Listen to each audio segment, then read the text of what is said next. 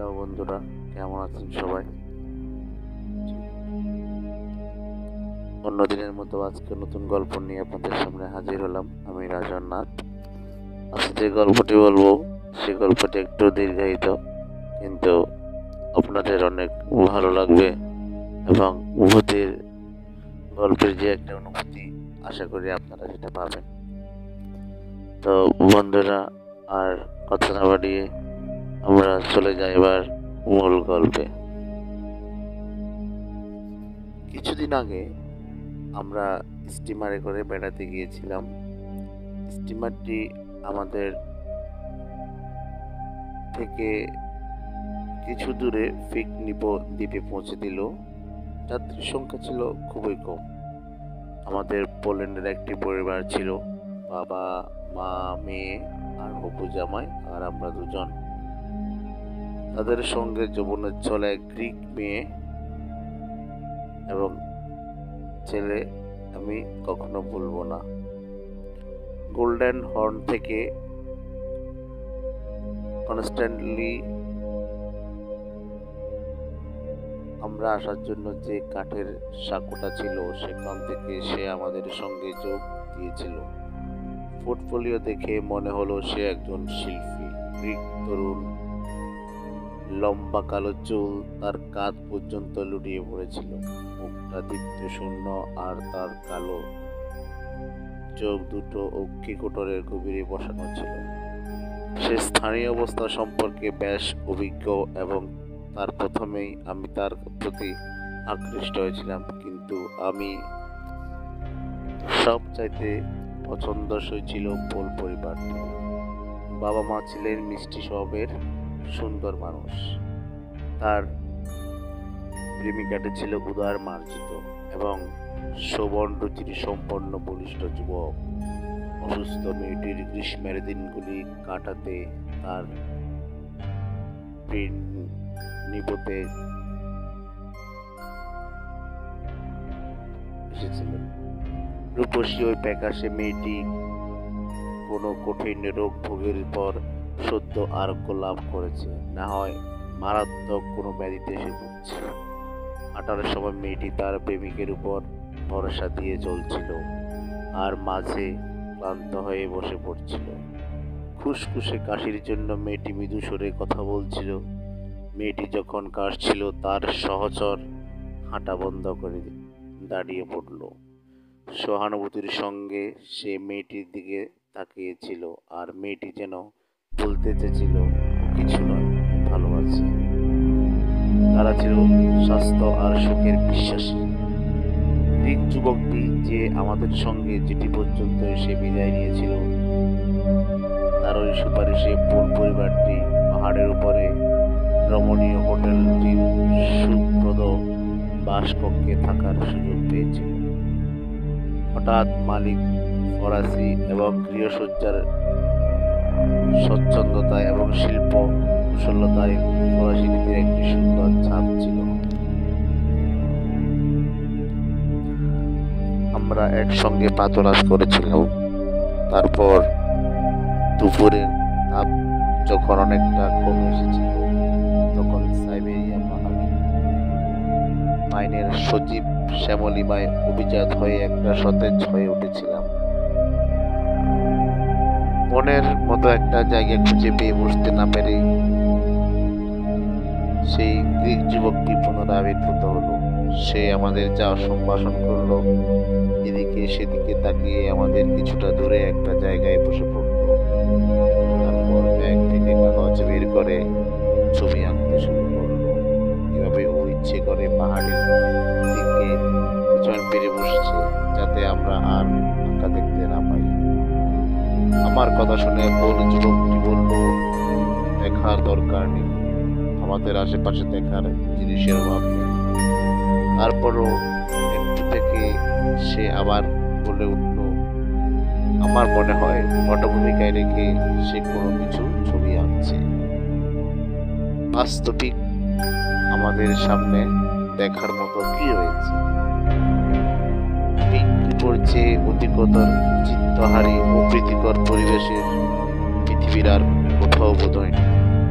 মাহমুদী চার্লসের সমসাময়িক রাজনৈতিক শহীদ আইরিন এখানে মাসখানেক নির্বাসিত জীবনযাপন করেছিলেন।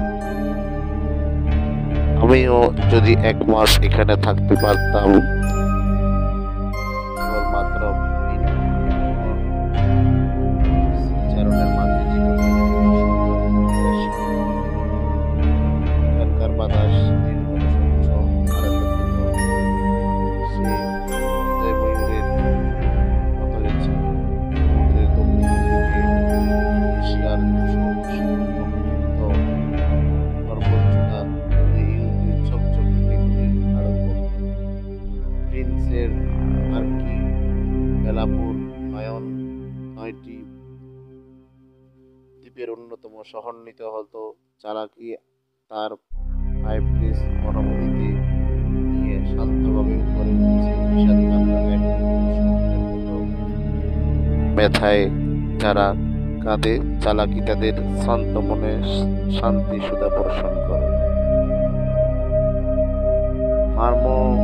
মারমোয়ার ঈষৎ আন্দোলিত সমুদ্র নানা রঙে ঝলসে উঠে রঙিন ওপাল পাথরের মতো, দূরে সমুদ্রের দুধের মতো সাদা, তারপর গোলাপি 2 দ্বীপের মাঝে কমলা রঙে ভাসিত, আর আমাদের ঠিক নিচে নীলকান্ত মণির মতো স্বচ্ছ নীল সবুজ উজ্জ্বল। মারমোরার সমুদ্র সক্রিয় সৌন্দর্য জ্যোতিষ্ময়। কোনোখানে কোনো বড় জাহাজ নেই, কেবল নৌকো তীর বরাবর ছুটে আসছে এবং সে দুটিতেই ইংল্যান্ডের পতাকা উঠছে। একটি বাষ্পায়ন চৌকিদারের চালাঘরের মতো সেটির আকৃতি।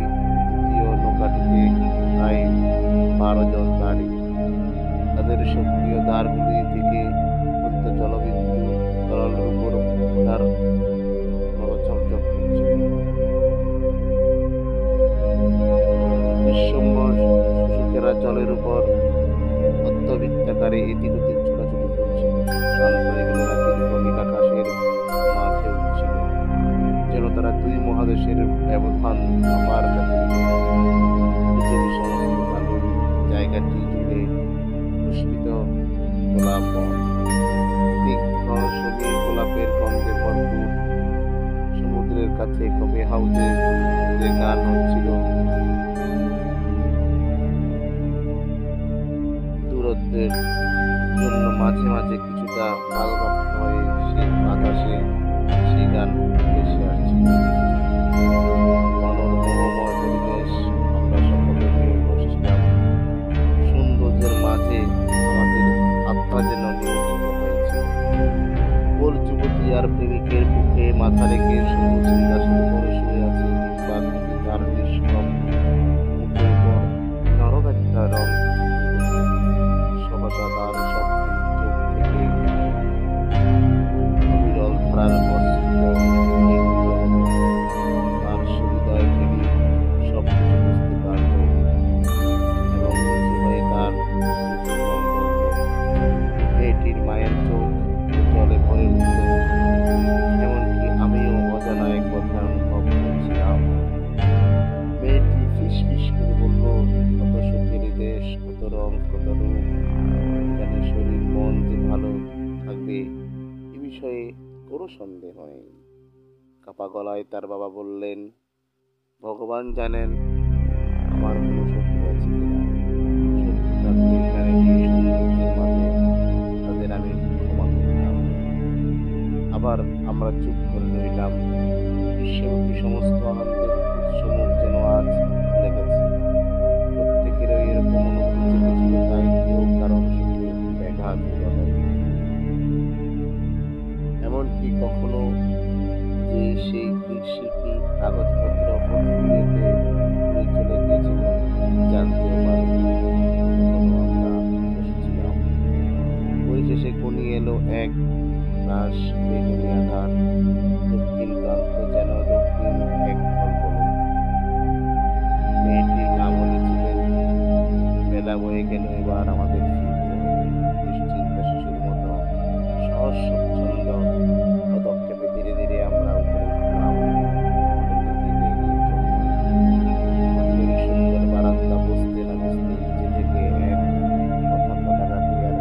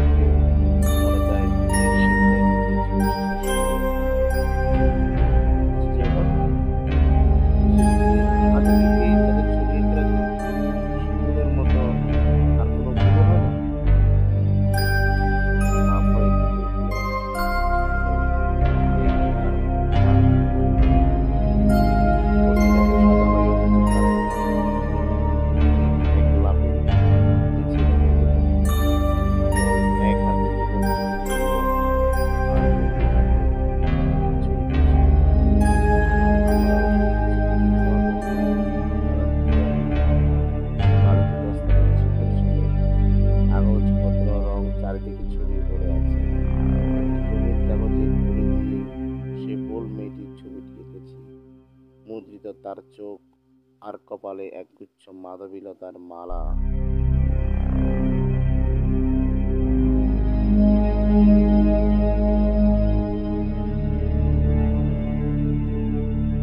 জোনাথন সরকার সবে আইন পাশ করেছে।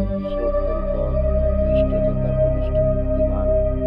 একটি জরুরি কাজের ভার নিয়ে এসে চলছে অনেক দূরে, ইউরোপের প্রান্তভাগে।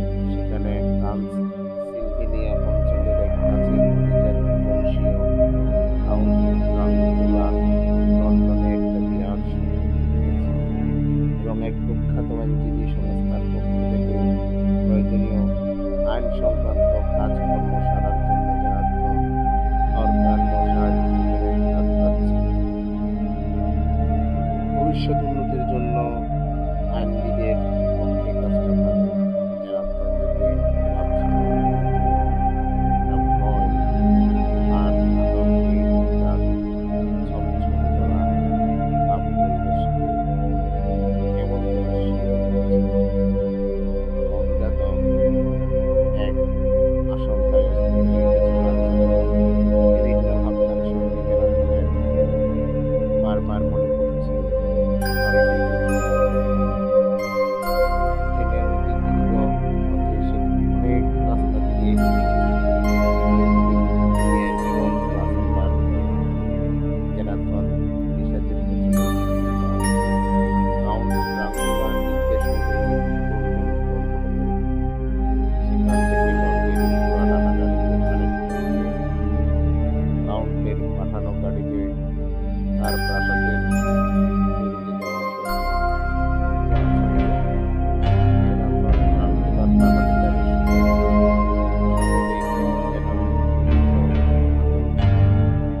শেষ পর্যন্ত মালিকের অনুসরণ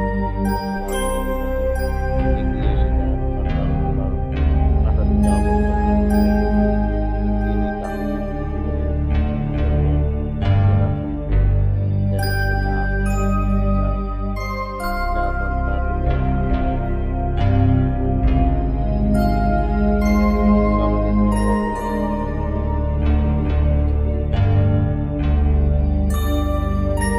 তিনি এক পিস্তলটা জনার্দনের গলায় পরিয়ে দিয়ে বললেন, মনে করো তোমার মায়ের ঘরে ফিরে যেতে গেলে প্রথম সময় জনার্দন দেখল লোকেরা, যারা কেউ তাকে চিনে না, তারা তার দিকে এক নির্বিচারে বলাবলি করছে, বুকে পবিত্র ক্রুশ আঁকছে। গাড়ি যাচ্ছে, সহযাত্রীরা কেমন ভাবে যেন টাকায় তার থেকে গাড়ির গতি দ্রুত চলেছে। সে যেন আশঙ্কা জনার্দন কিছুই বোঝে না। মৃত্যুর অসাধ্য অজানা আতঙ্ক অনুভব করে সে। তবু চারপাশের সৌন্দর্য তাকে দুর্বিবর স্বপ্নে ভাসায়। রাত্রির কোণায় অন্ধকার গভীর হয়ে আসে, আকাশে মেঘের সমারোহ। পরিবেশ বজ্রপাতের আশঙ্কায় গ্রস্ত। নির্দিষ্ট জায়গায় গাড়ি দাঁড়ায়, হঠাৎ কিছু কিছু চালক আর এক জনার্দনের সহযাত্রীরা ভয়াল আতঙ্কে কম্পমান। ওই গাড়ির মাঝখানের অদ্ভুত দৃঢ় সবল হাতের সাহায্যে জনার্দনের হাতে উঠল। পিছনের গাড়ি জনার্দনের দিকে নামিয়ে অস্বাভাবিক দ্রুত বেগে প্রাণপণ উঠল। তার পোড়াগুলি থরথর কাঁপছে, আর যাত্রীরা উঠে আসছে বিরস চিৎকারে। ভগবানকে কাতরভাবে ডাকছে, হে ঈশ্বর, রক্ষা করো। তাদের গাড়ির উচ্চ পার্বত্য পথে চলছে, রাত যেন প্রচণ্ড ঠান্ডা।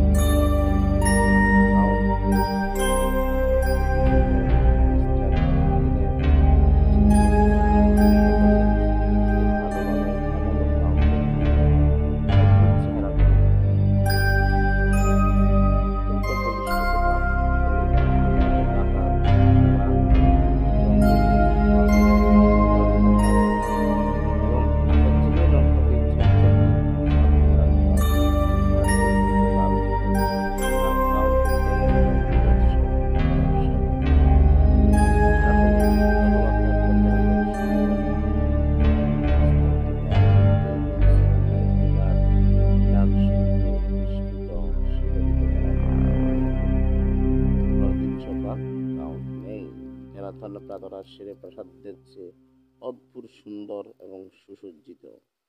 তার বিরাট বাড়ি দুটি আছে, কোনো এক চাকর বাকর নেই, আর কোথাও একটা আয়নাও নেই। বলার পরে ঘরে ঘরে বৈশাখ যখন টাউন হলের অনেক আলোচনা হলো, লন্ডন শহরে সে পড়াশোনা করেছে।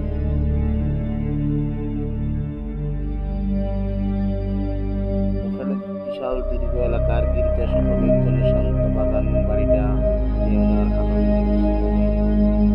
লবণ ছাড়া আরো দুটো জায়গা সম্বন্ধে তার অত্যন্ত আগ্রহ দেখা গেল। এক যেটা সম্বন্ধে তার বিশেষ কৌতূহল। কিন্তু তবু কেমন যেন একটা অস্বস্তি আতঙ্ক জেনারেটর একদিন একটা ঘটনা ঘটল। জেনারেটর নিজের ছোট আয়নায় দাঁড়িয়ে ঘুমাচ্ছে। হঠাৎ পেছন থেকে কাউন্টার দিকে হাত বাড়ায়। আশ্চর্য, আয়নায় কাউন্টার ছায়া পড়েছে। জেনারেটর ভয়ে চমকে গাল কেটে যায়। সেখানে রক্তের ফোঁটা। হঠাৎ কাউন্ট জেনারেটরের গলাটা চেপে ধরে মুখটা কাছে আনলেন এবং জেনারেটরের গলার কাছে ওনার হাত দিয়ে উনি সরে গেলেন সেই শান্তিমুক্ত শব্দে। জেনারেটরের আয়না ছুটে পড়ল। তার জন্য নাকি যেন খুবই আসার পরে চোখ বিরিশি করে ওঠা অবস্থিত। গলায় মাটি ভাজা তার পাশে রাখা সুন্দর সবুজের সমারোহ। প্রাসাদের মধ্যে কত বাইরে যাবার বিশাল দরজা, প্রাসাদটা এক বিরাট কারাগার আর এক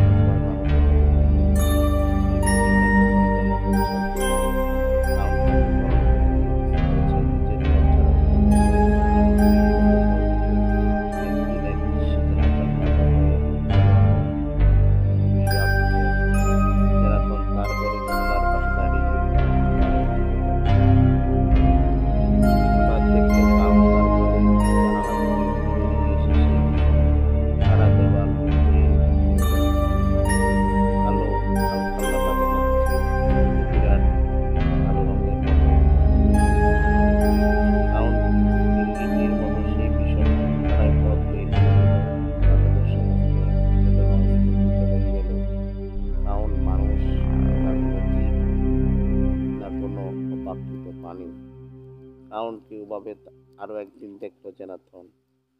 একটা ডানামেলা বিশাল বাদুড় যেন উড়ে যাচ্ছে। কাউন্ট খুব সতর্ক জেনাথন প্রাসাদের অন্য ঘরে যায়। কি একটা রহস্য যেন ফিরে আসছে তার শুরু জানতেই হবে। একটা ঘর জাদুর মতো তার অল্পনে অলৌকিক মায়া বিস্তার করছে। রাত গভীর, নরম স্নিগ্ধ জ্যোৎস্না, বাইরে উদার বিশাল প্রকৃতি, নমনীয় নিবিড় সৌন্দর্য। সে আচরণ হয়ে ঘুমিয়ে পড়ল। রাত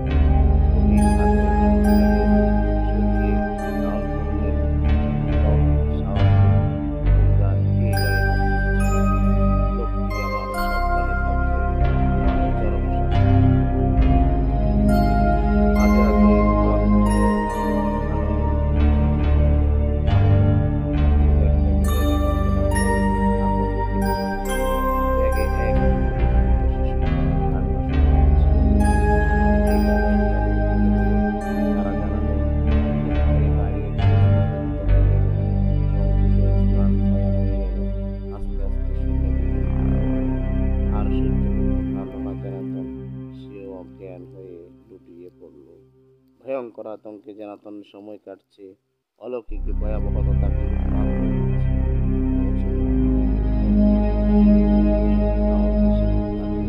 দিচ্ছে। প্রথম দিকটির লেখা জেনাতনের বাড়ি রওনা হওয়ার সংবাদ, দ্বিতীয়টিতে যাত্রা করার সংবাদ, বাড়ির কাটার থেকে স্ত্রীকে পৌঁছানোর কথা। স্ত্রী 7 দিন অন্তর তারিখ দেওয়া। একদিন হঠাৎ কান্নানে একদম জিপসি তাকে দেখে জেনাতন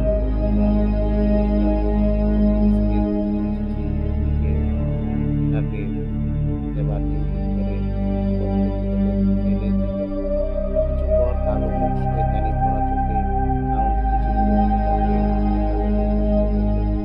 এক রাতে জেনাতন প্রসাদ অনিন্দে জানালার ধারে হঠাৎ দেখল চাঁদের আলো ভাসমান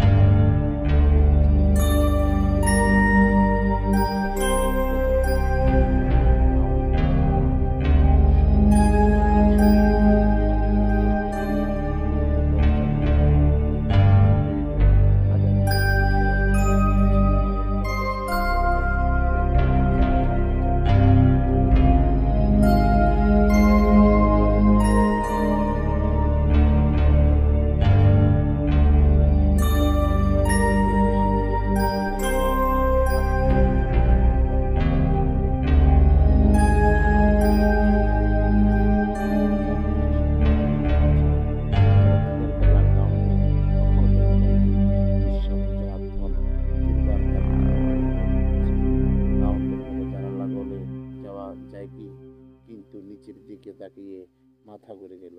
ভয়ঙ্কর খাড়ায় বেয়ে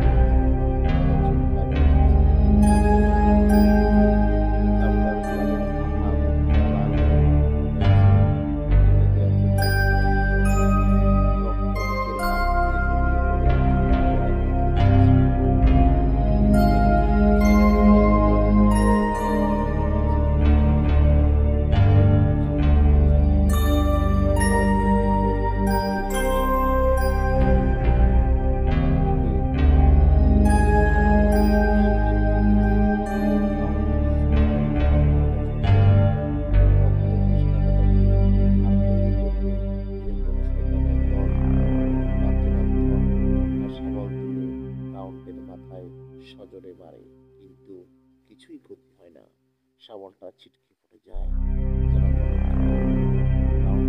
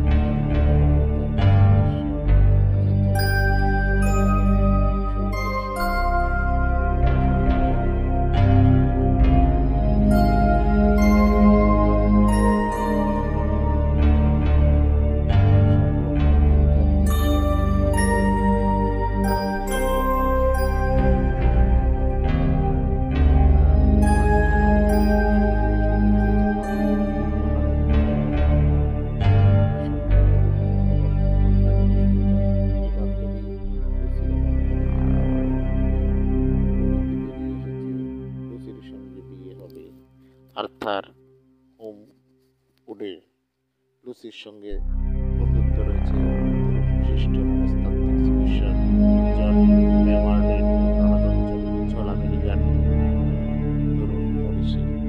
ওরা লুসিকে প্রাণ দিয়ে ভালোবাসে। লুসি ও ফিজা অকপটে তাদের হৃদয়ের কথা তুলে ধরার পরস্পরের কাছে। লুসি বলে আর্থারের কথা, তার প্রেম প্রীতি ভালোবাসার গান শোনায়। ফিজা মনে মনে এক অদ্ভুতের ভয় আর ভাবনা, যারা ধনের সঠিক খবর পাচ্ছে, যারা ধনটাকে চিঠি লিখে নামা বাজায় না, যে হলো যারা ধনের। এর মধ্যে ছবিতে এক অস্বাভাবিক আকৃতির দৃশ্য দেখা যায়, যদিও প্রকৃতি ছিল রাত্রি বেলায় সমুদ্রের এক প্রচন্ড আনন্দে অকল্পনীয় দ্রুত বেগে চটিকা এসে শব্দ স্পর্শ করে দেয় সর্বগ্রাসী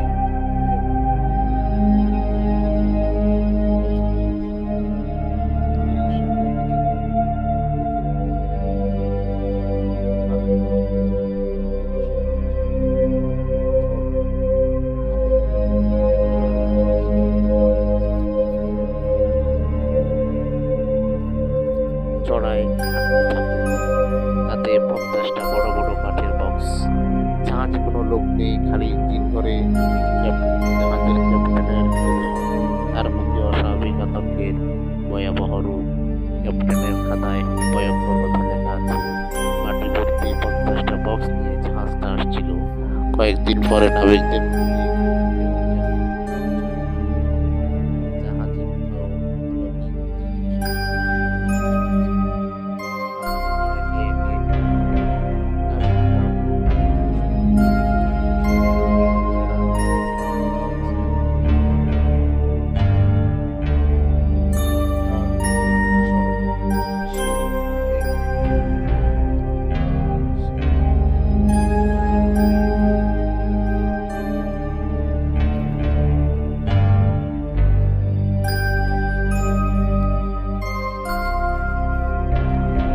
সে রহস্যটাকে জানতে গেল।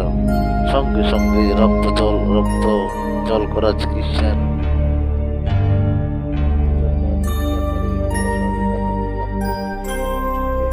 বাঁচাও বাঁচাও, আমি দেখেছি ওকে, জেনেছি ওর রহস্য। হায়, সমুদ্র ছাড়া কেউ বাঁচাতে পারবে না আমাকে। সে সমুদ্রে লাফিয়ে পড়ল। ক্যাপ্টেন সে ভয়ঙ্কর গতির প্রকৃতিকে দেখছে, কিন্তু সে পরাজয় স্বীকার করবে না। যদি মরতে হয়, বীরের মতোই মরবে। বীর ক্যাপ্টেনের মৃতদেহ জাহাজে পাওয়া গেল। সমারোহে তার সমাহিত করা হল। প্রান্তরে ছায়া, বাতাসে গন্ধ, আকাশে আবছা। মিনা লুসির কাছে এসো। একদিন রাতে জেগে ওঠেন মিনা, দেখে লুসি নেই বিছানায়, না ঘরে, না সারা বাড়িতেও না। চারিদিকে দরজা, বাইরের দরজা খোলা। মিনা বাইরে আসে। নির্জন নিস্তব্ধ পৃথিবী, চাঁদের আলোয় ঝলসে উঠেছে দিগন্ত প্রসারিত শস্যক্ষেত। রাত হলে দেখল সমাধির প্রাঙ্গণের সামনে বেদিতে শুয়ে আছে লুসি আর একটা কালো ছায়া। তার উপর ঝুঁকে আসতে মিনা চিৎকার করে উঠল, লুসি, লুসি। ছায়া মুখগুলো চোখ খুলল, তার মুখ সাদা, ঠোঁটগুলো লাল জ্বলছে। মিনা ঝুঁকে বলল, লুসি নির্শা, পাশে কেউ নেই। ছায়া মুখ দিয়ে গেল। লুসির ঠোঁট দুটো আধখানা, দ্রুত নিঃশ্বাস ফেলছে, এমন যেন সে কেঁপে উঠছে ঠান্ডা, ক্লান্তি, আশঙ্কা, ভয়ে। অবশ্য মিনা কোনোরকমে তাকে ধরে আনে। লুসির গলায় সুস্থ নয়। সকালে মুখ তুলে লুসি পরের রাতেও লুসি বেরোবার চেষ্টা করলো, কিন্তু দরজার তালা বন্ধ থাকায় মিনাও জোরে ধরায় বুঝতে পারল না। তারপরের দিন রাতে মিনা হঠাৎ ঘুম ভেঙে গেল। লুসি জানালার দিকে রয়েছে, মনে কিছু শোনা যাচ্ছে। আলো, রহস্যময় পরিবেশ। একটা বড় কালো বালু যে জানালার সামনে ঘুরে বেড়াচ্ছে। পরের রাতে দেখা গেল সেই লুসি জানালা দিয়ে ঘুরছে, তার পাশেই বিরাট একটা পাখি। পরের দিন একই ঘটনা। লুসি দিন দিন যেন ম্লান, বিষণ্ণ হয়ে যাচ্ছে। তার গলায় ব্যথা লেগে গিয়েছে। লুসির মা অসুস্থ, তার কণ্ঠ ভাঙা। মিনা চেনা ধরনের স্বপ্ন পেয়ে জরুরি খবর দিয়ে চলে গেছে। লুসির ভাব স্বামী আর্থার। লুসির চিঠিটা ছিল ক্লান্ত মুষলধারে। সে ডাক্তার জন সেওয়ার্ড সব জানায়। জন সেওয়ার্ড দেখে শুনে কেসটাকে বেশ জটিল মনে করল। সে তার বিশিষ্টতম শিক্ষক ও জটিল দুরারোগ্য রোগ বিশেষজ্ঞ অধ্যাপক ভান হেলসিংকে সব জানায়। ডক্টর হেলসিংকে হঠাৎই আগ্রহী ছিল। আর্থার তার বাবার বাড়াবাড়ির অসুখের খবর পেয়ে গেল এবং ডক্টর ভান হেলসিংকে সুচিতে লিখলেন, তিনি একটা গুরুতর ভয়ঙ্কর কিছু আশঙ্কা করছেন। তিনি ডাক্তার সেওয়ার্ডকে দায়িত্ব দিয়ে চলে গেলেন লুসির সম্পর্কে খবর জানাতে। লুসির অবস্থা খারাপের দিকে যায়। ডক্টর ভান ছুটে এলেন। লুসিকে দেখাচ্ছেন মরার মতো। তার মুখ উন্মুক্ত সাদা, ঠোঁট কাঁপছে, ভাব একেবারেই নেই। বুকের হাড় বেরিয়ে আসছে, নিঃশ্বাস নিতে কষ্ট হচ্ছে। ডক্টর ভান ওকে বললেন, এখনই বেরোতে হবে। আর্থার এসে বলে যেতে লাগলেন। সে রক্ত পেল। লুসির মুখে ধোঁয়া আস্তে আস্তে ফিরে এলো। লুসির গলায় দাগ হলো। ডক্টর ভান নজর রাখল। তাকে অত্যন্ত চিন্তান্বিত করল। পরপর ডক্টর সেওয়ার্ড সারাদিন জেগে লুসিকে সুইচ করা করে দ্বিতীয় রাতে ঘুমিয়ে পড়ে। সকালে ডাক্তার ভান আসেন। তারা দুজনে লুসির দরজা সেরে বিছানায় উঁচু শুয়ে আর ফ্যাকাশে রক্ত সাদা হয়ে গেছে, রং শুকিয়ে গেছে, চোয়ালের হাড় বেরিয়ে এসেছে। গতকালের রোগী ধরা পড়ে গেল। আবার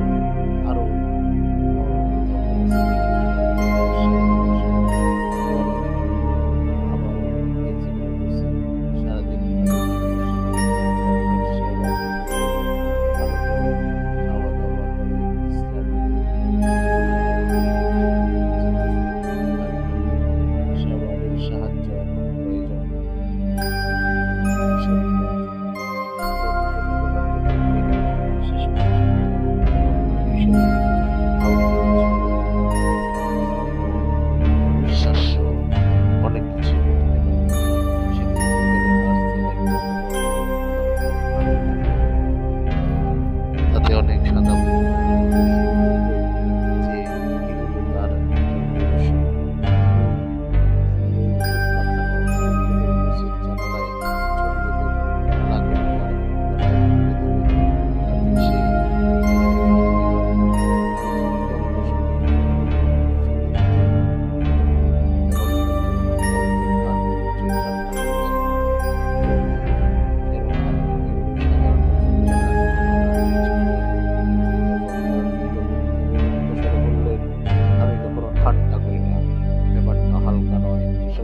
আছি, তোমাকে সাবধান করেছি, আমার কাজে বাধা দেবে না। তোমার জন্য না হোক, সকলের জন্য তোমাকে এটা করতে হবে। অধ্যাপকের আচরণই সত্যি অদ্ভুত। কোনো চিকিৎসা শাস্ত্রে এসব দেখা যায় না। রাত্রিতে প্রথমে তিনি কুসির ঘরের জানালা বন্ধ করে দিলেন, পরে এক মুঠো ফুল দিয়ে তিনি কুসির ঘরের জানালা বন্ধ করে দিলেন। পরে এক মুঠো ফুল নিয়ে তিনি বসলেন সরষিতে, যেন ফোটা হাওয়া ফুলের গন্ধে ফিরে যায়। কুসুম গুচ্ছ তিনি প্রত্যেক দরজায় বসলেন এবং ফায়ার প্লেসকে শোয়ার সময় কুসির গলায় কুসুমের গলা মুড়িয়ে দিয়ে বললেন, এর গায়ে একেবারে হাত দেবে না। আর যাই হোক, কুসুমের দরজা খুলল না, জানালা খুলল। অধ্যাপক নিশ্চিন্ত হয়ে গেলেন এবং পরের দিন মনোরম সুন্দর সকাল। অধ্যাপক আর সেওয়ার্ড কুসির খবর নিতে আসছিলেন। কুসির মা বললেন, সে চিন্তা হলো হচ্ছে, তিনি রাত্রিবেলায় ডাক্তার ভানের নিয়মের ভিতরে কিছু ভালো কাজ করেছে। ঘরের মধ্যে কুসির দম বন্ধ হয়ে আসছে দেখে তিনি জানালা খুলে দিয়েছে। কুসির গলা থেকে কুসুমের মালা খুলে দিয়েছে। অধ্যাপকের মুখ ফ্যাকাশে হয়ে গেল। অসময় হতাশায় তিনি ঘুমিয়ে পড়লেন এবং অসহ্য যন্ত্রণায় তিনি কেঁদে উঠলেন। না জেনে কুসির মা চিল্লাতে বলেছেন, তা তো তিনি নিজেও জানেন না। বাচ্চাদের বিরুদ্ধে শয়তান আসছে কুটিল হাসি।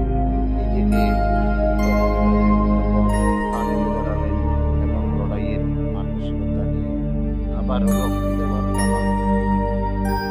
এবার রক্ত দিলেন অধ্যাপক স্বয়ং নিজেই। 4 দিন 4 রাত কাটল শান্তিতে। সুস্থ সবল হয়ে উঠেছে। দুঃস্বপ্নের আতঙ্কের সূর্যালোকিত সুন্দর প্রভাতে সে যেন জেগে উঠেছে। অনেক মন ও হেলথ 4 রাত তাকে পাহারা দিয়েছে। নিজেকে ভালো রেখে ফিরে গেছেন আমস্টারডাম। সিদ্ধার্থের প্রক্রিয়ায় ভয়ঙ্কর ঘটনা। রুসিও ডক্টর বানের নির্দেশ মতো তিনি সুবিধায় এই জানালায় নানা ঝগড়ানো শব্দ শুনলেন। বরং তার প্রত্যেকের বাইরে কুকুরের মিশ্র ভয়াল চিৎকার শোনা যাচ্ছে। রুসি ভয় পায় ভীষণ। হঠাৎ দরজা খুলে তার মা ডাকেন, মেয়েকে গভীর মর্মতায় আঁকড়ে ধরে। জানালার কান্না ঝগড়ানো শব্দ। উত্তর গর্জন। তার জানালায় আজ তিনি সামনে দেখলেন এক ভূষণ বিরাট মনস্টার তাকে আতঙ্কিত মা আঁকড়ে ধরলেন মেয়েকে। ঘরে ঘুমিয়ে পড়ল। লুসি আতঙ্কে স্তব্ধ। জানালায় নেকড়ে মুখ মিলিয়ে গিয়েছে। ভাঙ্গা জানালা দিয়ে ঢুকছে অজস্র কুমির। তারা যেন ঘুরে ঘুরে একটা কি অলৌকিক জাদুমায়ায় চেতনা হারায়। ঘরে মৃতদেহ আকাশে উড়াবার অজস্র শব্দ। বাইরে নেকড়ের চাপা গর্জন। ঈশ্বর রক্ষা করুন নিহত মার্থাকে ও তার মেয়ে লুসিকে। পরদিন সকালে ডক্টর ভানো সেওয়ার্ড একই সঙ্গে এসে পৌঁছলেন বাড়ি। জোর করে ভেতরে ঢুকে যাওয়ার দৃশ্য দেখে মা বিছানায় শুয়ে প্রক্রিয়ার অন্ধকার ঈদের মুখের ভয়ঙ্কর ছাপ। লুসির মুখ ফ্যাকাশে, তার গলায় মালা নেই। সেখানে দুটো চিহ্ন ক্ষতের আকারে দেখা যাচ্ছে। অজ্ঞান অচেতন হলেও লুসি তখনও বেঁচে, যদিও তার শ্বাস প্রশ্বাস অতি ক্ষীণ।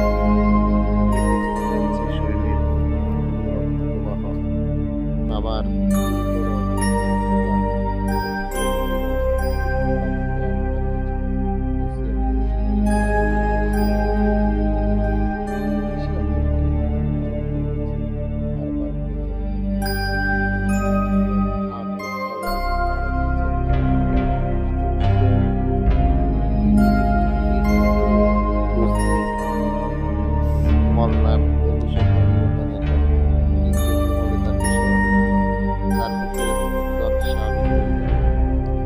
খোলা দিকে দাঁতগুলো তীক্ষ্ণ ঝকঝকে ধারালো। আরো এক রাত গেল, লুসি আবারও অনলাইন হয়ে পড়েছে, স্নান হয়ে পড়েছে, কিন্তু এসে গেছে তার শিহরণ। কিন্তু তার দাঁতগুলো তীক্ষ্ণ হতে যাচ্ছে, বিশেষ করে দাঁতগুলো যেন আরো ধারালো হয়ে উঠছে, লুসির শেষ অবস্থা থেকে আর তাকে তার হাত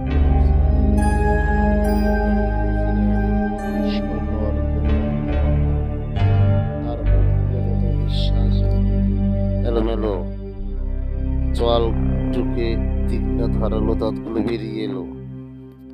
এক অলৌকিক কামনাদির মদ কণ্ঠে সে আর্থারকে বলল, প্রিয়তমা আর্থার, তুমি এসেছো, আমি কত খুশি। আর্থার সাগ্রহে মাথা নিচু করল, কিন্তু প্রবল জোরে ডক্টর ভান তাকে দূরে সরিয়ে দিল। বললেন, এখন নয়, লুসি মারা গেল কিছুক্ষণের মধ্যেই, কিন্তু আচার্য কিন্তু তার সৌন্দর্য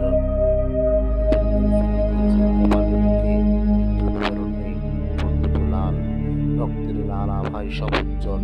লুসি নির্মিত না মৃত বোঝা যায় না, এত আচার্য জীবন বৃদ্ধি। লুসিকে মহা সমারোহে মর্যাদার সঙ্গে সমাহিত করা হলো এমনস্টের পার্বত্য অঞ্চলের সুন্দর মনোরম পরিবেশে। এমনস্টের সন্নিহিত অঞ্চলে আদিবাসীরা আমরা ভয়াবহ আতঙ্কিত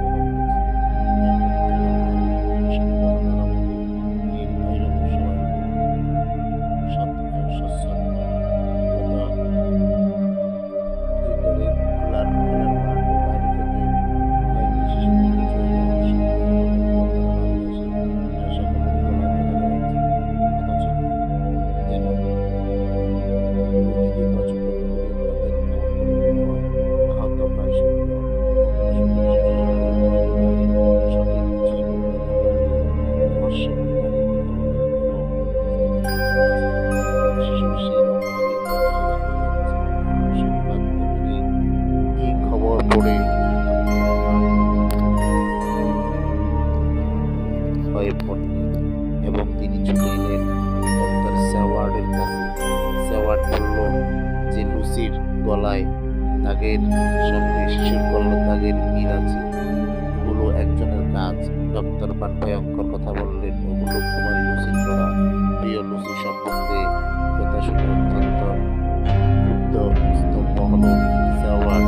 তীব্র প্রতিবাদ করল, কথার অধ্যাপক নির্মাত হয়ে গেছেন, কিন্তু তাকে প্রমাণ দিলেন, কঠিন নিষ্ঠুর ভয়াবহ প্রমাণ। সে রাত্রে ডক্টর বান হেলসিং ও সেওয়ার্ড সমাধিক্ষেত্রে গেলেন। লুসির কফিন খুলে দেখা গেল তার মৃতদেহ নেই। অবসরে অন্ধকারে কিছুক্ষণ পর দেখা গেল দেবদারু গাছের সারির মধ্য দিয়ে সাদা মূর্তি আসছে। তার কোনো জড়ানো একটা শিশু। অধ্যাপক সেদিকে ছুটলেন, মূর্তিটা কফিনের কাছে এসে লেগে গেল। অধ্যাপক কোলে তুলে নিলেন শিশুটাকে, তার গলায় কোনো চিহ্ন নেই। তিনি বললেন যে তারা ঠিক সময়ে আসায় এর কোনো ক্ষতি হয়নি। পরদিন দুপুরে ডক্টর জন সেওয়ার্ডকে নিয়ে গেলেন লুসির কফিনের কাছে। ডালা খুলে দেখা লুসি শুয়ে আছে, আরো সুন্দর, আরো রূপসী, ঠোঁটগুলো আরো লাল, গালে অপরূপ রক্তাভা, দাঁতগুলো আরো তীক্ষ্ণ, আরো ধারালো, যা দিয়ে শিশুর রক্ত পান করা যায়। সেওয়ার্ড লুসিকে দেখে স্থগিত হয়ে গেল। মৃত্যুর কদিন পরেও এরকম সজীবতা অকল্পনীয়, বলা ভালো আতঙ্কজনক। মানব কল্যাণবিদ, কর্তব্যনিষ্ঠবিদ, বুদ্ধিমান অধ্যাপক বান হেলসিং ও আর্থার মরিসকে খবর দিয়েছে আসার জন্য। ইতিমধ্যে মিনার সঙ্গে ডক্টর জনের কথা হয়েছে। তিনি জনাথনের দিনলিপি পড়ছেন এবং লুসির ডায়েরিও। তিনি বুঝলেন অনেকটা কিছু একটা ভয়ঙ্কর, নিষ্ঠুর, নির্মম সত্য উদ্ঘাটিত করতে চলেছেন। তিনি আর্থার ও মরিস সেওয়ার্ডকে বললেন এক ভয়ঙ্কর অবিশ্বাস্য অপ্রাকৃত ঘটনার কথা। লুসি মরেনি, সে অমৃতা। মৃত্যুর মধ্যে এক ভয়ঙ্কর পিশাচ আসত ওর রক্ত পান করতে। সমাহিত অবস্থাতে লুসি মারা যায় এবং তার তাই সে মরলেও অমৃতা হয়ে রয়েছে। যারা অমৃত ঘরেও সে এই পৈশাচিক প্রবৃত্তিতে ঘুরে বেড়ায়। লুসিও তাই হয়েছে।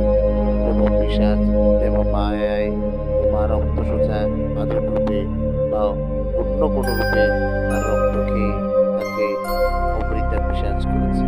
সেদিন যদি লুসি আর্থারকে চুম্বন করত, আর্থারও একদিন হয়ে যেত রক্ত পানকারী ভয়ঙ্কর। হত্যা করতে হবে, তার মধ্যে ভয়ঙ্কর ধ্বংস করতে হবে। নরক থেকে লুসির আত্মাকে মুক্তি করতেই হবে। দেবলোক হবে তার অধিষ্ঠান। ডক্টর বার্নার সকলের মঙ্গল চান, তাই দীর্ঘদিন ধরে এই কঠিন কাজে তিনি রত। আজও তিনি সকলের সহযোগিতা চান আন্তরিকভাবে। সবাই গভীর রাতে কবরখানায় লুসির সমাধির কাছে গিয়ে ডক্টর বার্ন কফিনের তালা খুললেন। কেউ নেই। ডক্টর বার্ন সাধারণ গোলানো বিস্কুটের মতো একটি বার দেখলেন। তারপর ময়দার নামের কোনো ঘড়ি বা অন্য একটা জিনিস দেখলেন। বিস্কুট ফুটিয়ে দুটোকে মেশালেন এবং তাকে লম্বা করে পাকালেন ও টুকরো করে সমাধির দরজার ফাঁকে ফাঁকে লাগালেন একটা মন্দ মোদক। অমৃতা যেন ঢুকতে না পারে ভেতরে। সকলে নিঃশব্দে অপেক্ষা করছে। একটা সাদা মূর্তি আসছে, মাথায় ঘন কালো চুল আর গায়ে সমাধিস্থ ভূতের পোশাক। বুকের উপর জড়ানো একটি সুন্দর শিশুর উপর তার মুখ ঝুঁকে গেছে। চাঁদের আলোয় দেখা গেল মূর্তিটা লুসি। সবাই এই মুহূর্তে চমকে উঠল, আতঙ্কে শিওরে উঠল। আরো কাছে এলেন অধ্যাপক। হাতের আলো লুসির মুখে ফেললেন। লুসির ঠোঁট লুসির ঠোঁট তাজা রক্তে লাল। রক্ত দ্বারা চিবুক গড়িয়ে পড়ছে। তার মৃত্যু অস্ত্রের শুভ্রতাকে কলঙ্কিত করছে। এরা আতঙ্কে কাঁপছে। অধ্যাপকের ইস্পাত কঠিন, হৃদয় কম্পমান। এদের দেখে লুসি রাগে গর্জন করে উঠল। তার ঘোলাটে চোখের নরকের আগুন মুখে কামনা কুটিল হাসি। সে শিশুটাকে ফেলে দিল, আর্থারের দিকে হাত বাড়িয়ে দিল। আর্থার পিছিয়ে গেল, গিয়ে হাতটা মুখে ডাকলো। লুসি আরো এগিয়ে এসে আশ্চর্য কামনাধীর কণ্ঠে বলল, আর্থার, আমার কাছে এসো। ওদের ছেড়ে আমার কাছে এসো। আমি তোমার জন্য ব্যাকুল এবং তৃষিত। আমাদের মিলন হবে। এসো আমার সামনে, এসো। লুসির কণ্ঠে আলৌকিক মিষ্টতা, জল তরঙ্গের অপরূপ মধুর ধ্বনি প্রবাহ চেতনাকে আচ্ছন্ন করে দেয়। আর্থার মন্ত্রমুগ্ধের মতো এগোচ্ছে। ভান হেলসিং দ্রুত এগিয়ে এসে দুজনের মধ্যে সোনালি ক্রুশ ধরলেন। লুসির মুখ ভয়াল ক্রোধে বিভৎস বিকৃত ভয়ঙ্কর। সে সমাধিতে ঢুকল। এক অদৃশ্য শক্তি তাকে ঠেলে দিল। সে মুখ ফিরিয়ে চাইল। তার মুখে অসহ্য বিদ্বেষ। চোখ থেকে নরকের আগুন ঝলসাচ্ছে। ভ্রু দুটো কুঁচকে গেছে, যেন মেডুসার ভয়ঙ্কর নাগিনী। সবাই নিথর। এরা যেন অনন্তকাল দাঁড়িয়ে। অধ্যাপক বললেন, এবার সবাই লুসির শরীর বুঝেছ? তিনি নিশ্চয়ই তার কাজ করতে পারেন। বিমূঢ় আত্মার হাঁটু গেড়ে বসলেন। আপনার যা খুশি করুন। এত ভয়ঙ্কর যে আর দেখা যায় না। অধ্যাপক লুসির কবরে গিয়ে পবিত্র সুগন্ধ দ্রব্য তুলে দিলেন এবং সেই নারী মূর্তির সূক্ষ্ম অতি সূক্ষ্ম ভেতরে ঢুকে গেল। এরা আতঙ্কে স্তব্ধ এবং নির্বাক। পরদিন বেলা 12টায় সংগোপনে চারদিকে এলো সমাধি ক্ষেত্র। অধ্যাপক বানের হাতে বড় থলি। লুসির খোলা হলো, কফিন খোলা হলো। সৌন্দর্য নিবিড় সেই মূর্তি থেকে সবাই বিতৃষ্ণায় মুখ ফিরিয়ে নিল। দুঃস্বপ্নের মতো সেই মূর্তি ধারালো এবং দাঁত রক্ত মাখা।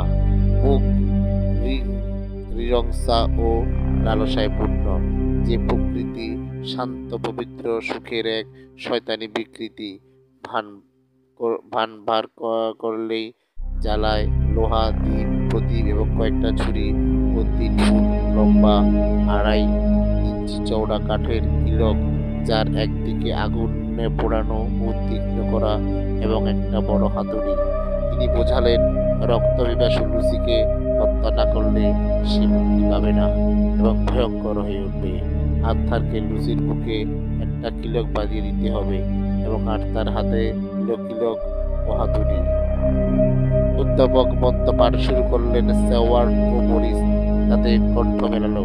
আর্থার সজোরে আঘাত করলো লুসির বুকে। কফিনের ভেতর যেন ভয়ঙ্কর ঝড় বয়ে গেল। দেহটা যেন পাক খেতে লাগলো। একটা হিংস্র রক্তহীন করা চিৎকার বেরিয়ে এলো লাল ঠোঁট থেকে। বন্য আদিম ভয়ঙ্করতায় লুসির সারা শরীর টুকরে মুষ্টে এঁকে যাচ্ছে। সাদা ধারালো দাঁতগুলো অসহ্য কিটপিট করছে। ঠোঁট দুটো কেটে গেল, তার লাল ফেনায় মুখ ভরে গেল। কিন্তু দৃঢ় কঠিন মূর্তিতে আর্থার কিলকটা ভেতরে ঢুকিয়ে চলছে। আস্তে আস্তে শান্ত হলো সে। লুসির শরীর নিস্পন্দ, পিশাচি নয়, আগের লুসি ফিরে এসেছে। কি অপরূপ সুন্দর স্নিগ্ধ শান্ততার মুখ, তৈরি পবিত্রতায় সে মুখ উদ্ভাসিত। আর্থারের মুখ নমিত হল এবং সেই পবিত্র নিষ্পাপ ওষ্ঠের উপর এখনো কাঁচ বাকি। কিলকের উঁচু অংশটা কাটা হলো। লুসির মাথাটা কেটে মুখে ওষুধ করে ভর্তি করে দেওয়া হলো। কপিনটাকে ঝালই করে ব্যারেক ভূতে ঠিক করা হলো। এবার চলে গেল। বাইরে স্নিগ্ধ বাতাস, পাখির মধুর টান, সূর্যের উজ্জ্বল কিরণ। কিন্তু এখানে শেষ নয়। অধ্যাপক বললেন, এখনো অনেক কাজ বাকি। কঠিন ভীষণ কাজ। ভীষণ দুঃখ শান্তির কারণ কে? নাটের গুরু কোনজন? সে ভয়ঙ্কর শক্তিকে বাইর করতে হবে, ওকেও শাস্তি দিতে হবে। আমি সূত্র কিছু পেয়েছি, কিন্তু কাজ অনেক কঠিন, বিপজ্জনক ও ভয়ঙ্কর। আশা করি তোমরা এই দায়িত্ব পালন করতে পরামুখ হবে না। সকলেই সম্মতি জানলো।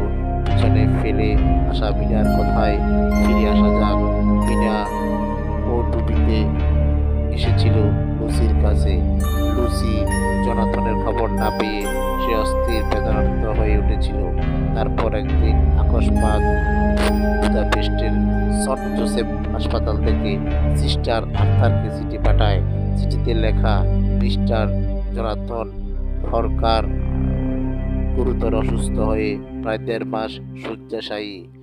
প্রচণ্ড মানসিক আঘাতে সে বিধ্বস্ত। স্মৃতিশক্তি ছিল না। ঘুমের মধ্যে বিকারের ঘরে সে অদ্ভুত কথা বলতো। নেকড়ে, বিষ, রক্তের কথা, ভূত প্রেত পিশাচের কথা। এখন সে ক্রমশ সুস্থ হয়ে উঠেছে। তার কাছ থেকে সিস্টার ও কথা জানতে পেরেছে, মিনার কথা, ও সেই মতো তাকে আসতে লিখেছেন। মিনা পৌঁছায় জনাথনের কাছে। কি ভীষণ রোগা আর দুর্বল হয়ে গেছে। শরীর ও মন দুদিক থেকে প্রচন্ড আঘাত সে পেয়েছে।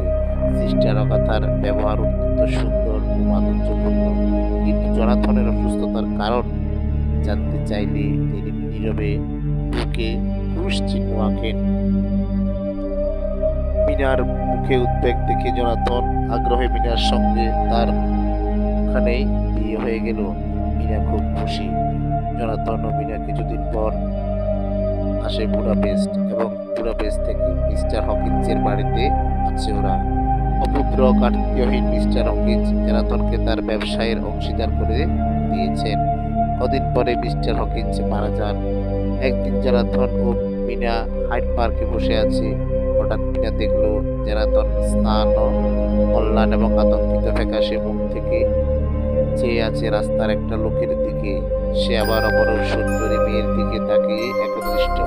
লোকটা দীর্ঘকায়, শীর্ণ, তার লাল ঠোঁটের আড়ালে হিংস্র পাশবিক সাদা দাঁত। জনাথন আতঙ্কিত হয়ে সেই লোক আমি বুঝতে পারছি ওই লোকটাই কাউন্ট, কিন্তু ওকে যে একবার তরুণ দেখাচ্ছে। হায় ভগবান, কি! জনাথন আবার সুস্থ হয়ে পড়ল। এবার ডক্টর ভান হেলসিং এর কাছ থেকে একটা টেলিগ্রাম পেয়ে এলো, যাতে লুসি ও তার মার মৃত্যুর সংবাদ আছে। মিনা দুঃখে ভেঙে পড়ল। মিনা সারা রাত ঘুমোতে পারেনি।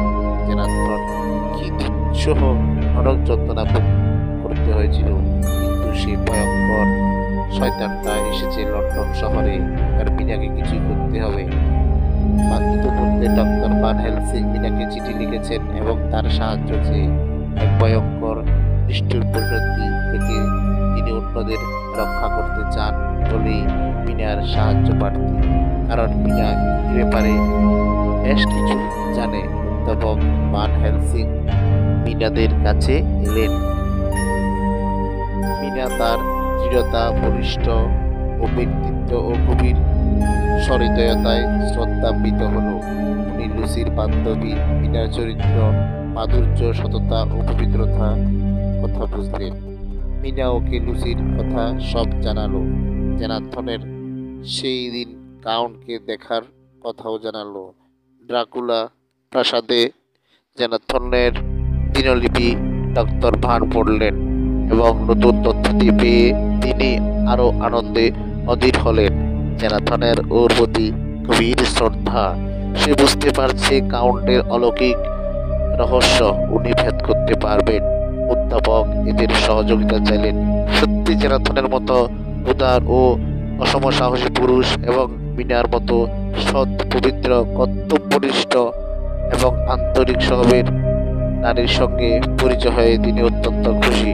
কদিন বাদে মিনা খবর দিল বিশেষ সংবাদ নিয়ে তারা সেদিনই ডক্টর ভানের কাছে যাচ্ছে। ডক্টর ভান চলে যাবেন। তাদের অভ্যর্থনার ভার দিলেন জন স্টুয়ার্টের উপর, যার বাড়িতে ওরা থাকবে।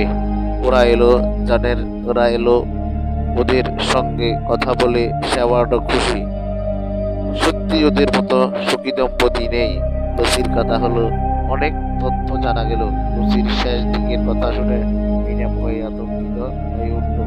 জেনাথন বলল, কাউন্ট ড্রাকুলার পাঠানো মাটি ভর্তি বাক্সগুলো সম্বন্ধে খোঁজ খবর নেওয়া অত্যন্ত দরকার। এ ব্যাপারে সে এসেছে। বাক্সগুলো বার্না থেকে উইটবি পৌঁছায়। সেখান থেকে তার ফ্লাক্সের পুরনো গির্জায় পৌঁছানোর কথা। অবশ্য সেখানে 50টা বক্স সঠিক আছে কিনা খোঁজ নেওয়া দরকার।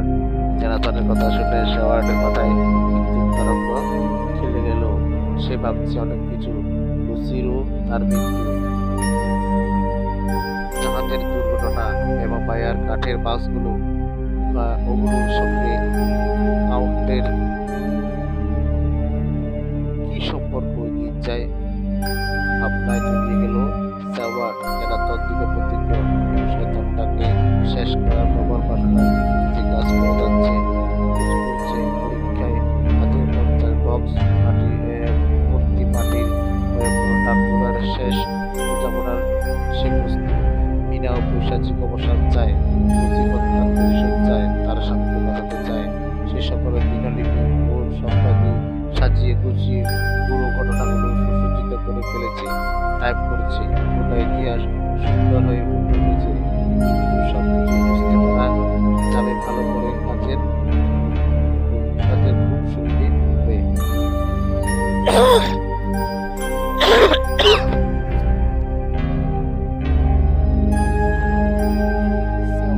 আপনার আওয়াজ সকলেই চাইছে শেষ পর্যন্ত লড়াই করতে।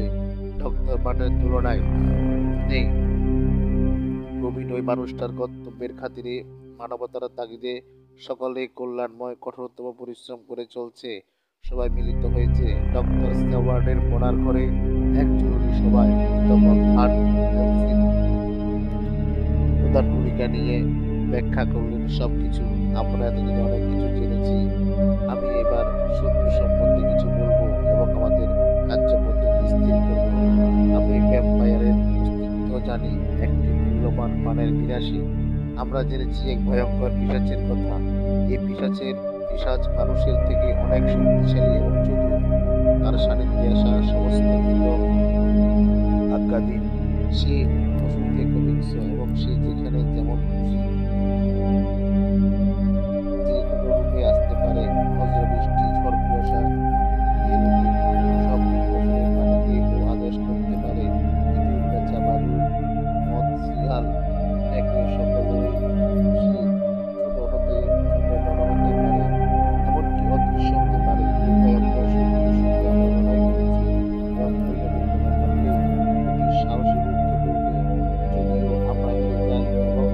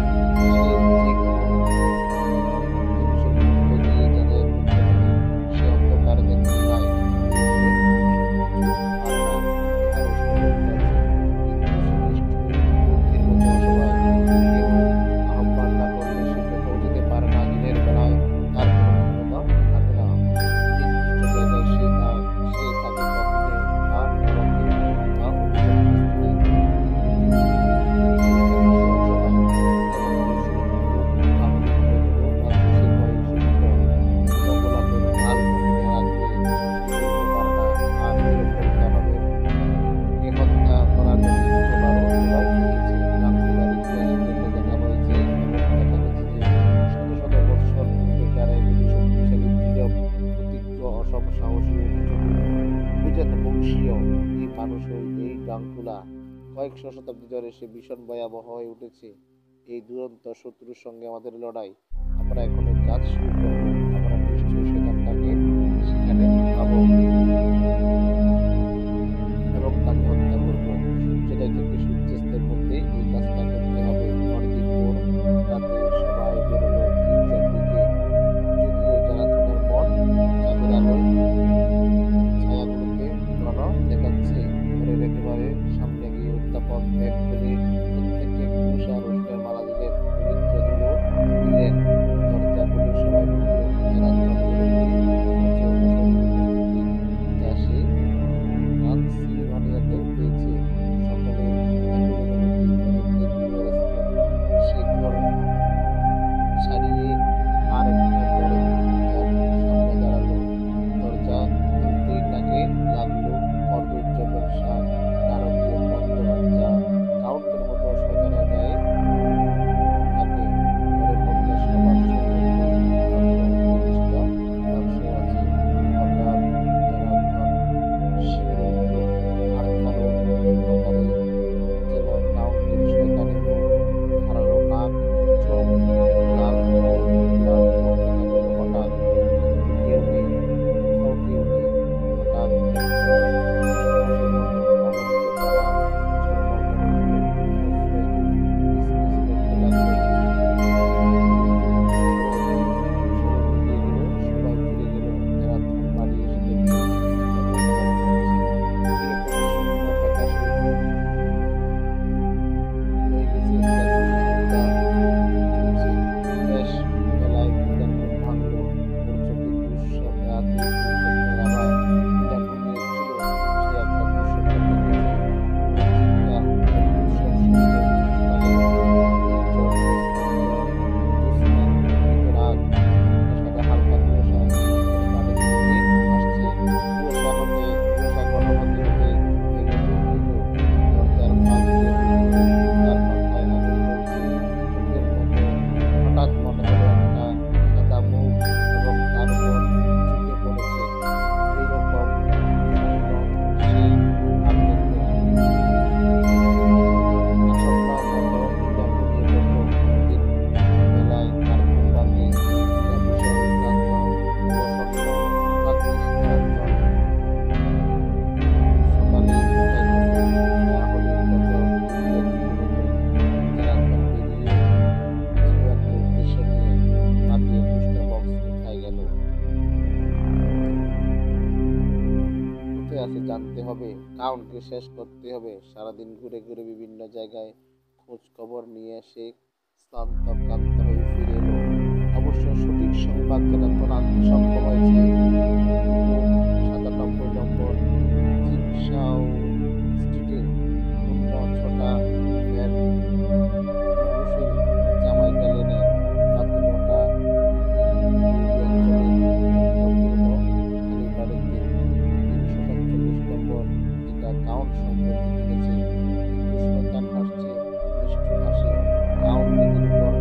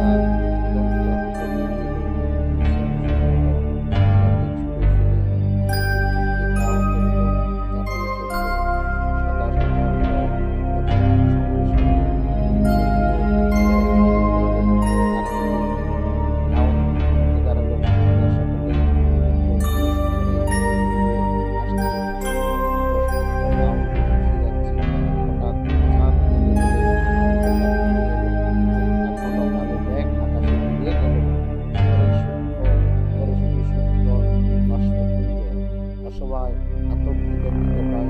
মীরা ও জনার্দনের পরিচর্যা করে আস্তে আস্তে তাদের সুস্থ স্বাভাবিক করে তুলতে সকলে প্রাণপণ চেষ্টা হলেন। পরদিন খুবই জ্বালায় উন্মাদ হয়ে যাবে জনার্দন। শেষ পর্যন্ত মীরার উপর এই নিষ্ঠুর আক্রোশ দেখালো কাউন্ট। প্রতিশোধ নিতেই হবে। জনার্দনকে প্রতিশোধ সকলেই নিল।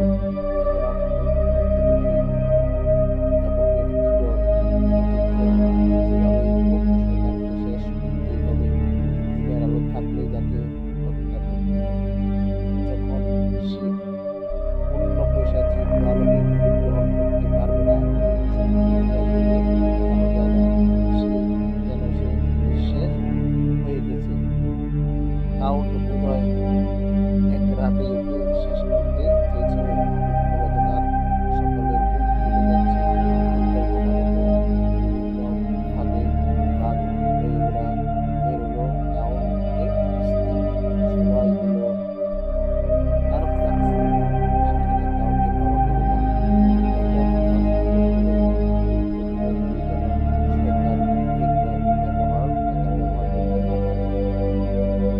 তারপর সেখানে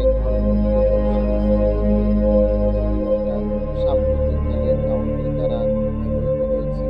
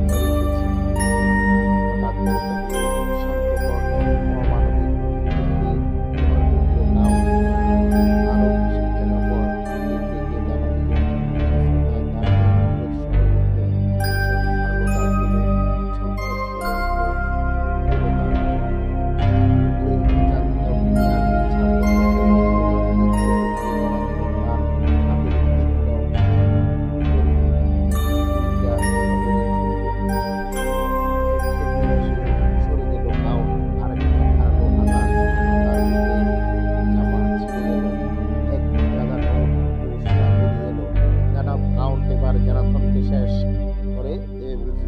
কিন্তু সকলের হাতে কাউন্টের সামনে দাঁড়ালো। কাউন্ট পিছিয়ে গেল, কিন্তু ঘৃণার বিদ্বেষে পৈশাচিক নারকীয় ক্রোধার শরীর চলছে। কিন্তু ঈশ্বরের পবিত্রতার কাছে, মানুষের পবিত্রতার কাছে অসহায়। কাউন্ট জানালা দিয়ে বাইরে লাফালো।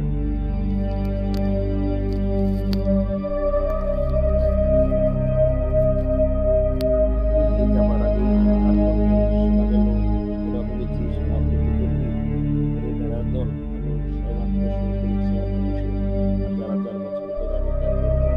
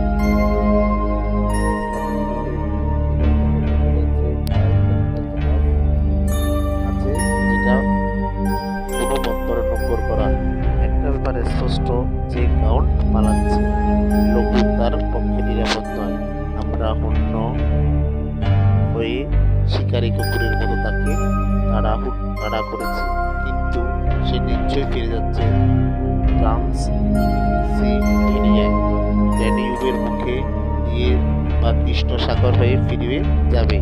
এ পথে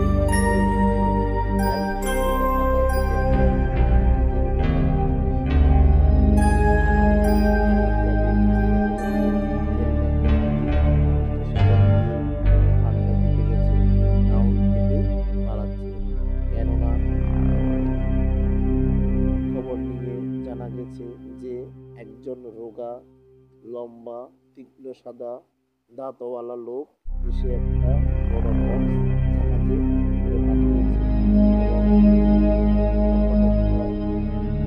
যেন অস্বাভাবিক দিক থেকে কোনো কুয়াশা ছেড়ে জোয়ারের সুযোগে কাগজপত্র দেখিয়ে ওটা ছাড়াবে। স্থলপথে ভার্নিয়ার দিকে রওনা হয়ে জাহাজের আগে পৌঁছবে। প্রথমে স্থির ছিল তারা যাবে না, কারণ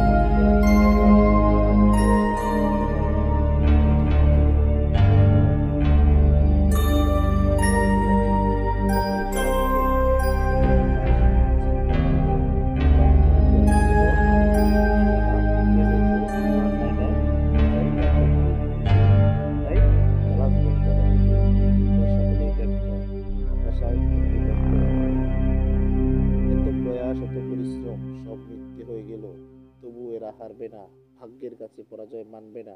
পিশাচকে পরাজিত করতে করে বাঁচাবে ভবিষ্যৎ মানুষকে। তখন স্থির করবে তারা ট্রেনে করে গালাজ যাবেন। তিনি প্রস্তুত করেছে মিনার উপর মনের আলোকিত প্রভাব বিস্তার করবে।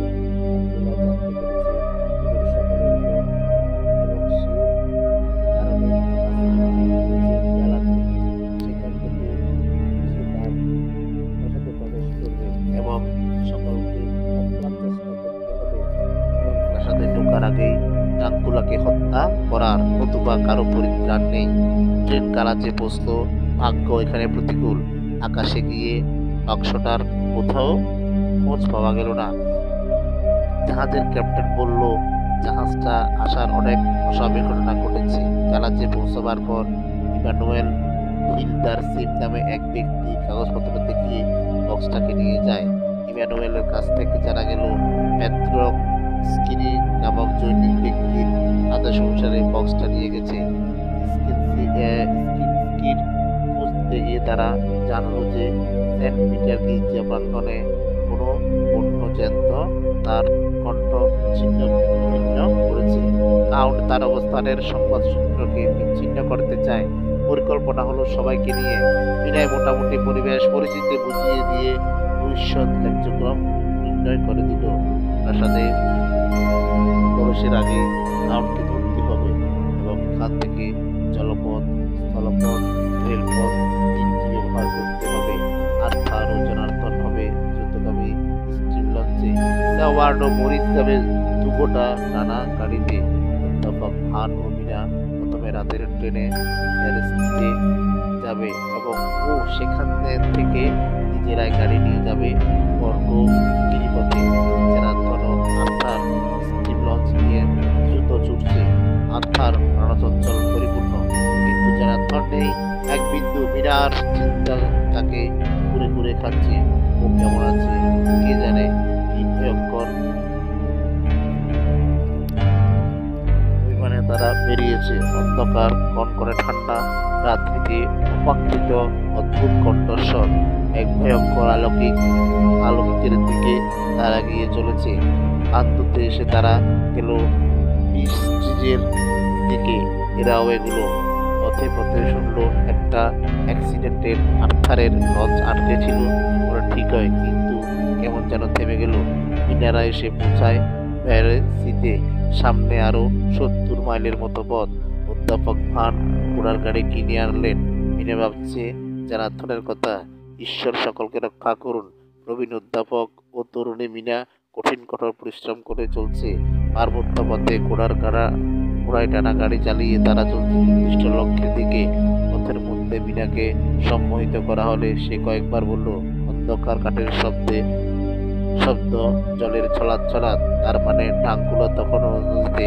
অধ্যাপক ভান ও মিনা সকলেই বর্গে বসল এবং তারপর ব্রিজের পথে। এক রাতে মিনাকে অস্বাভাবিক মনে হলো, কোনো অশুভ আত্মা যেন তাকে প্রভাবিত করছে। অধ্যাপক ভান ও মিনা প্রাসাদ পথে অরণ্য এক গুহাতে রাত্রির আশ্রয় নিয়েছেন। অধ্যাপক ভান চারিদিকে বড় গণ্ডি টেনে দিলেন ও মন্ত্রপুত করে দিলেন। মিনা যতই প্রভাবিত ও প্রলুব্ধ হোক, সে নিরাপদ। গভীর রাতে আকস্মাৎ ঘোড়াগুলো আত্মনাদ করতে লাগলো। নেকড়ের গর্জন শোনা গেল। তুষার ঝড় বইতে লাগলো। বরফ গলা ও কুয়াশা এদের আচ্ছন্ন করে দিল। আকস্মাৎ তার মধ্যে 3টি নারী মূর্তি আবির্ভূত হলো। ঠিক জনার্দন যেমন দেখছে, তারা লোলুপ কণ্ঠে মিনাকে ডাকছে, এসো বোন এসো। মিনা ভয়ে আতঙ্কে ঘৃণায় মুখ ফিরিয়ে নিল। ভয়ঙ্কর আতঙ্কের মধ্যে থেকেও অধ্যাপক উচ্ছ্বসিত হয়ে বললেন, কেন না? মিনার চেতনায় যেন অপার্থিব শয়তানের কোনো ছাপ নেই। অধ্যাপক ও মিনা কাউন্টের প্রাসাদের কাছে পৌঁছলেন। পার্বত্য বন্ধুর অঞ্চল সত্যি অদ্ভুত। জান্তব আলৌকিকতা শিউরে তোলে চেতনাকে। অপাকৃত পরিবেশের আতঙ্কের পরিমণ্ডল রচনা করে। দূর থেকে এসে আসা নেকড়ের চিৎকার গায়ে রক্ত হিম করে দেয়। তারা একটা পছন্দ মতো জায়গা থামলেন। দূরবীন দিয়ে চারপাশ লক্ষ্য করতে যাচ্ছে। হঠাৎ চোখে পড়লো একদল জিপসি ধরনের পাহাড়ি লোক আসছে দ্রুত বেগে। তাদের মাঝখানে একটা গাড়ির উপরে একটা বড় সিঁড়ি। ওরা খুব দ্রুত আসছে। সূর্য ডোবার আগে ওরা টাঙ্গুলার প্রাসাদে পৌঁছতে চায়। হঠাৎ দেখা গেল দক্ষিণ দিক থেকে দ্রুত বেগে দুটো ঘোড়া ছুটে আসছে। সেওয়ার্ড ও মরিসকে নিয়ে দূর প্রান্ত থেকে ঘোড়ায় চড়ে দুজন দ্রুত বেগে আসছে। এসে পড়ল জনার্দন ও আর্থার। সবাই দীপশিকদের গাড়িকে তাড়া করে এসেছে। মিনা ও একটু আড়ালে রিভলভার হাতে দাঁড়িয়ে। অধ্যাপক প্রস্তুত। চারপাশ থেকে নেকড়ে গর্জন ভেসে এলো। বরফ পড়তে লাগলো প্রচন্ডভাবে। উজ্জ্বল সূর্য যেন তাড়াতাড়ি ডুবে যাচ্ছে। লাল অগ্নিবিন্দু যেন ধেয়ে আসছে চারিদিক থেকে। তীক্ষ্ণ প্রবল জড়ো হওয়া বইছে। কাছাকাছি এসে জিপসিদের গাড়ি। জনার্দন ও মরিস প্রচন্ড জোরে চেঁচিয়ে উঠল, গাড়ি থামাও। মুহূর্তের মধ্যে গাড়ি স্থবিত হলো। দুদিক থেকে জনার্দন ও আর্থার, মরিস ও সেওয়ার্ড বিদ্যুৎ গতিতে ছুটে এলো গাড়ির দুপাশে। জিপসিদের নেতা জোরে গাড়ি চালাতে বলল। এরা চারজনেরই হাতে রাইফেল তুলে দিলেন এবং সামনে এক থেকে মিনা ও অধ্যাপক তাক করে হলো তাদের বন্দুক। চারিদিকে অবরোধ দেখে গাড়ি থমকে দাঁড়ালো। জিপসিরাও হাতে তুলে নিল তীক্ষ্ণ অস্ত্র। সূর্য প্রায় অস্ত যাচ্ছে। সামনে বিশাল প্রাসাদ, অজস্র নেকড়ে ভয়াল চিৎকারের শিকারে উঠছে পরিবেশ। লড়াই আসন্ন, না জানি আজ কি ভয়ঙ্কর সর্বনাশ ঘটবে। মিনার বুক কাঁপছে জানাথনের জন্য, কিন্তু লড়াইয়ের উন্মাদনা তাকে উদ্দীপ্ত করছে। জানাথনের চোখের নিমেষে গাড়ির উপর লাফিয়ে অবিশ্বাস্য শক্তিতে বক্সটা তুলে মাটিতে আছাড় মারল। জিপসিদের চুরি জলসে উঠল। তার আগেই পলকের মধ্যে জানাথন লাফিয়ে পড়েছে। বিরাট কুকরি ছুরি দিয়ে সে বাক্সের ডালায় জোরে চাপ দিল। ছুরিতে আহত মরিচু হাত লাগালো। প্রচন্ড চাপে বক্সের সামনে ডালা ভেঙে গেল। কাউন্ট মৃত বিবর্ণ রূপে শায়িত, কিন্তু ভয়াবহ প্রতিশোধ এর বাসনায় চোখ দুটো আগুনের মতো জ্বলছে। ডুবন্ত সূর্য থেকে সেই ভয়াল চোখে বিজয়ের পৈশাচিক আভাস দেখা গেল, কিন্তু চোখের পলক ফেরার আগেই জানাথনের বিশাল ধারালো ছুরিটা অব্যর্থ ভয়ঙ্কর রূপে ব্যাগ ছুটে এসে কাউন্টের গলায় বিঁধল। সঙ্গে সঙ্গে মরিচের পাকানো তীক্ষ্ণ অস্ত্র কাউন্টের বুকে ঢুকলো এবং মধ্যে কাউন্টের শরীর ধুলে মিলিয়ে গেল। আচার্য সেই মুখে শান্তির ছোপ আঁকা। সামনে টঙ্কুলার প্রাসাদ, পশ্চাৎপটে আরো উজ্জ্বল আকাশ। অস্তগামী সূর্যের শেষ আলোক রশ্মিতে উদ্ভাসিত হলো তার বন্ধুর উত্তম সৌন্দর্য। ধন্যবাদ বন্ধুরা, আজকের গল্প এখানেই সমাপ্তি ঘটলো। কেমন লাগলো এই গল্পটি আপনারা অবশ্যই কমেন্টে জানাবেন। আপনাদের একটু উৎসাহে নতুন নতুন গল্প নিয়ে আমরা আবারও হাজির হব। ধন্যবাদ, ভালো থাকবেন, শুভরাত্রি।